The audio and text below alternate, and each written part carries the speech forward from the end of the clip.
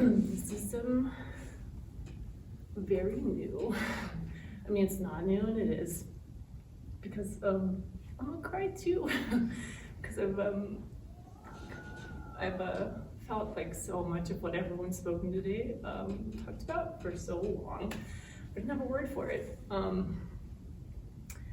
My dad, super autistic, and my sister also very like clearly sensory things. And I always thought, I'm not like them. So I'm not like, it was more of like a shameful thing, definitely in our family. My parents got divorced and my mom talked all the time about how terrible it was that my dad was the way he was, so I was like, well, that's not me. Yeah, so unmasking for me has been a lot of grief for the little girl who was so scared of gym class, but made herself do it because she had to, or all sorts of experiences like that.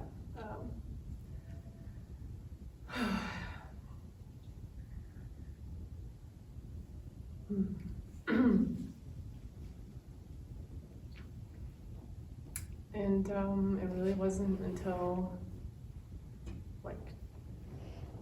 what's now October? I don't know, a few months ago, 3 months ago maybe, I opened the book called Unmasking Autism, and my friend had given it to me, and he was there, and I read the first page and I was like, whoa. And he was like, already, huh? The thing about being autistic, where people around you know it, but you don't know it.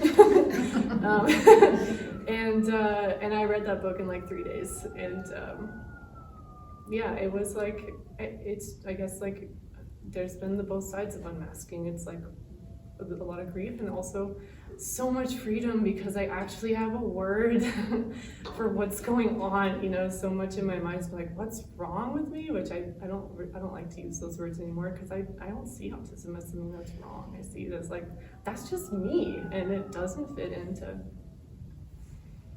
a lot of places that I've been put in or that my life circumstances put me in. So yeah, unmasking now is well, what are those circumstances that I actually genuinely want to be in? How do I want to put my arms in my hoodie sleeves or not? I don't really.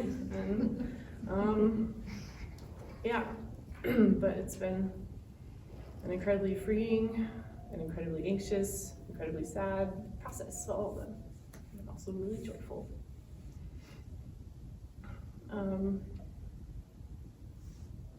Yeah, what are some other questions? What is unmasking? What are the joys and challenges? Also, what is masking? I think is in there.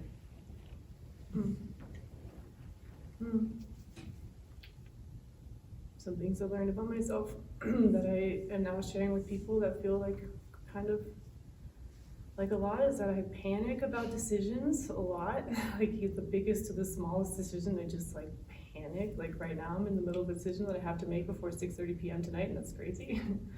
But a lot of that, but letting that be seen by other people and seeing how they accept it. And I've found that especially in my circle, there's a lot more acceptance than something in my mind previously told me that there was.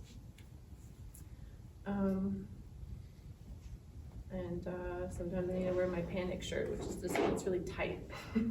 Helps me feel very nice because it's everything inside feels and then the shirt is very tight. So that's nice. And I would say a part of unmasking that's been very joyful is I've been crying again. Really feeling the genuine version of myself that I enjoy being around. But I kind of kept that for me and trees, and now I can share that with me and trees and my friend because they're also that way, and they like it, they like the genuine expression of who I am, whether I'm making eye contact or fidgeting or being still or all sorts of things. My friend Iris, who I brought here today, has been a really amazing part of that journey. Just like being able to check in and be like, is this okay? And then she's like, yeah, I like all of you. And I'm like, that's crazy. And also great.